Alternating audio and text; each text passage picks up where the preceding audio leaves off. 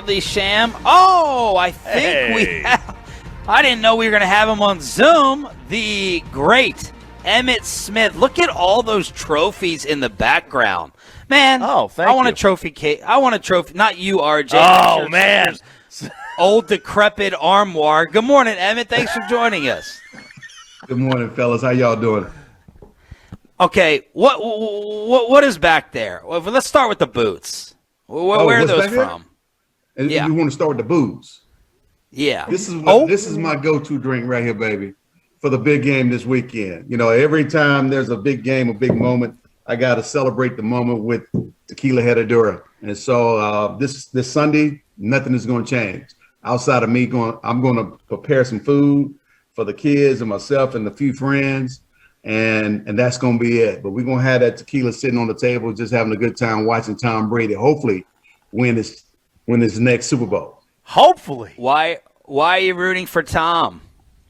Hey, man, he's the GOAT, man. There's no question about it. He's the greatest of all time at that position. And no one in the history of the game of football has more Super Bowl rings than he has. No one in the history of the game has ever played in the number of Super Bowls that he has played in. And so when you start thinking about it from that perspective and you think about his journey, how he started, he's a clear testament to it's not how you start, it's how you finish.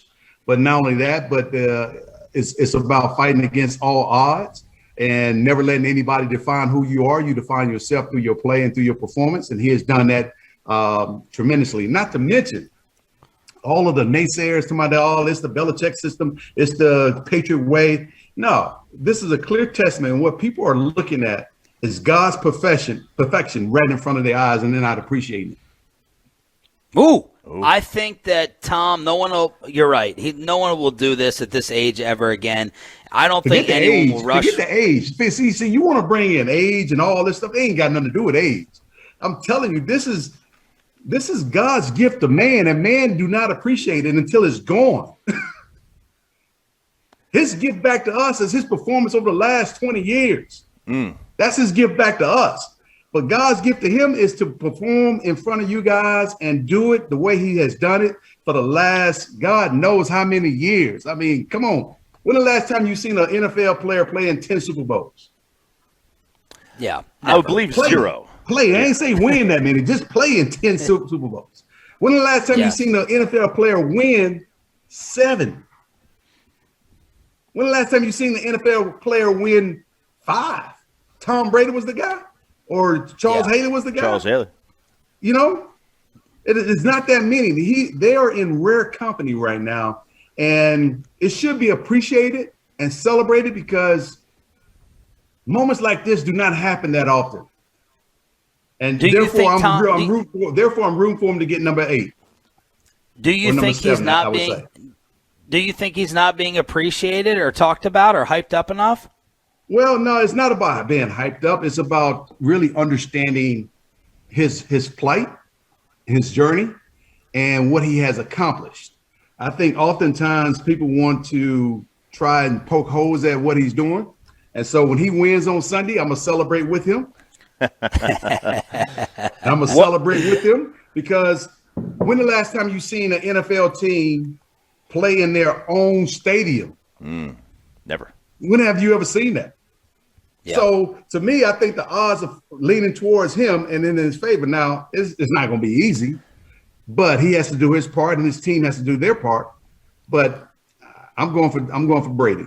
Now, Emmitt, what are you going to say? And we're recording this when Patrick Mahomes wins his 6th Super Bowl by the time he's 30 years old. Well, when that bridge comes, we'll cross it. Until then, I'm sticking with the GOAT. So I'm guessing. Sorry, Shan. If Mahomes wants to be called the greatest, you think he does have to win this one head to head with Tom? Well, I don't necessarily say he has to win this one. No, because like you said, I mean, he's not even 30 yet. Nice, 25. But he's on his way. And so it's not necessarily all about this particular game, even though it is a big matchup. And the reason why it is a big matchup for him is because he may never ever see Tom Brady again. Right. May never face Tom Brady ever again. And so when you got a GOAT, already a GOAT, and you have someone that you're that you perceive to be moving in that GOAT territory, which is Patrick Mahomes, you see matchups. You see opportunities to beat the best. And if you beat the best, then you're working your way truly into that area, and you got to now be as consistent and as proficient and as good as Tom Brady has been for his whole entire career.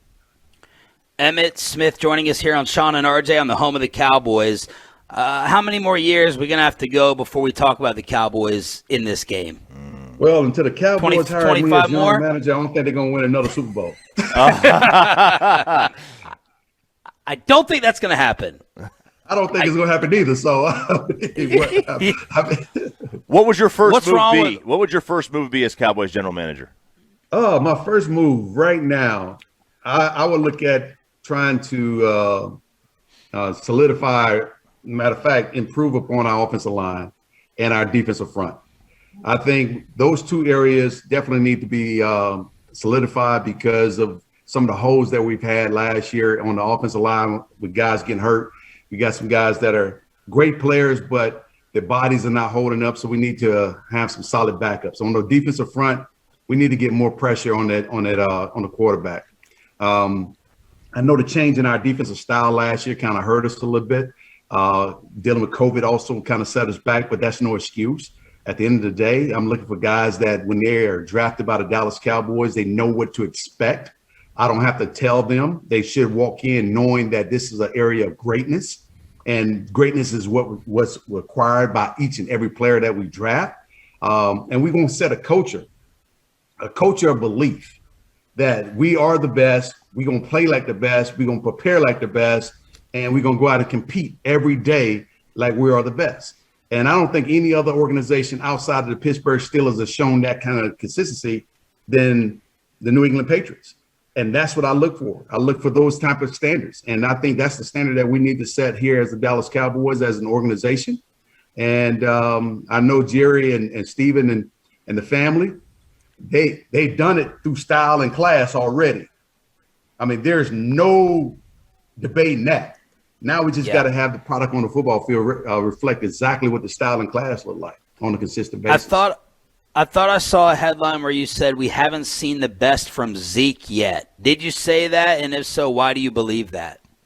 Well, I think once again, we're looking at Zeke in a 2-year window, and the anticipation was from everybody was that he was going to fall off because he got paid.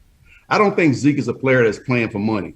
I think Zeke is a player that's playing to not only be the very best at that position at the running back position, but also he wants to make sure that his team is in a position to be successful.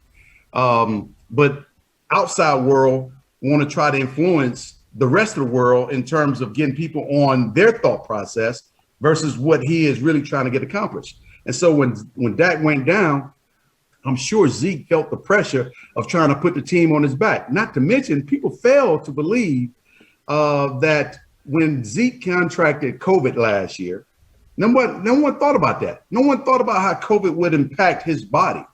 And if you look at early on in the first half of the season, look at his body structure in his uniform, he looked a little bit thicker. And then if you look at him late in the season, he looked a lot fresher and a lot leaner. So carrying that extra weight or not having your body completely back, no one knows the impact of COVID on that man's body. And so, but I thought he ran a lot harder in the latter part of the season. I think in the first part of the season, he was trying to do too much. And one thing I would tell him, like one of the coaches told me, know when the journey's over, protect that football, which is the most important thing on the football field, and be who you are. Try not to be no more. Just do your job and allow others to do their job too. You know, it's interesting you bring that up because, like, a lot of times people will look at the most recent year to judge the player. Like, how did you judge yourself? If you're going along and you're like 6th year in your career, you may have a down year. Do you judge yourself off the down year? Like, that's what you are, or do you look at the whole body? No, I don't think as a player, we don't look at that particular year. We see it as something that was not up to our normal standards. So we go back to the drawing board and we work at it and spend the offseason working on improving and getting in better shape, whatever we got to do to change things up so we don't have another year like that. I think society, on the other hand, wants to poke holes at everything so they can feel as normal as possible. Because society try to gauge everything based off of some of these great athletes and try to, well, look at him or her, look what they're doing. They're elite. They shouldn't be performing like that. They need to be more consistent. Look who's talking. Look who's talking. I mean, you haven't even gone through what these guys have gone through yet, but yet you want to point fingers at what they're doing and what they're not doing. What are you doing? Who's shining the spotlight on the things that you're not doing? No one, because you get to do them in secret. We get to make our mistakes publicly, and everybody get to criticize and talk about what we do and what we don't do. And unfortunately, they're not looking in the mirror. You mentioned if they did, society would be a lot better than where we are today. You mentioned like society will view things like this. Do players? Because we were talking, I was thinking this the other day. Like, does Tom Brady really sit there and think, "Man, if I win this, my legacy is cemented"? Like, do players really think about their legacy while they're playing? Tom Brady doesn't have to think about his legacy. You know why?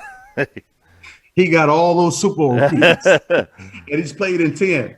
He's already a Hall of Famer. His legacy is already cemented. And plus, he's not thinking about his legacy anyway. You know who he is? You and everyone else is talking about his legacy. And as a player, we don't think about our legacy. We go out and do what we do. And at the end of the day, our body of work speaks for itself. And we leave everything else up to everyone else to talk about because we've done it. We've lived it. We've experienced it. You've experienced it by watching, but you haven't experienced it by being in it like we are, immersed in it along with our teammates, because we get a different type of feeling. And that feeling that we have will be embedded in the minds of each and every football player forever.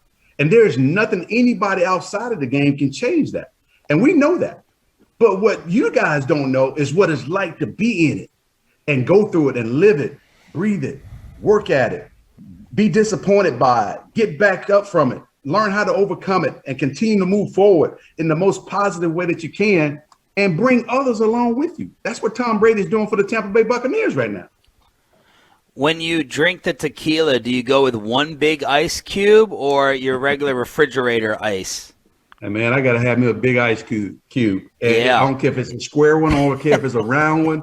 I gotta have one big cube. And if I don't have one big cube, just give it to me straight. And I just drink it like it is. And if you don't have mine, then just bring me some water. I'm be good. Any question you want us to ask or statement to Michael Irvin as he joins us next? Oh, am I joining you next? Tell him to give you No, guys a Michael. Yeah, am I? Michael's joining. Am I? Oh, am I? My bad. Am I joining you next? Tell Emmitt to give you a chance to talk. That's impossible. Emmitt Smith, the great one, back on the home of the Cowboys, where he belongs, with the tequila. One more time, where can we get it? Oh, man, you can get it in just about anywhere. It's everywhere now. Anywhere. Yeah, it is everywhere. I would ever plug somebody to deliver it for you, but, they're not compensating me for that, so I can't say anything about it. Get those boots on and run it over here. Emmitt Smith here on 105.3 The Fan. Thanks for joining us, man. Enjoy the game. You guys be good. Peace out. There he is. What an awesome surprise. Yeah. Emmitt popping on the Zoom right there with the Zoom call.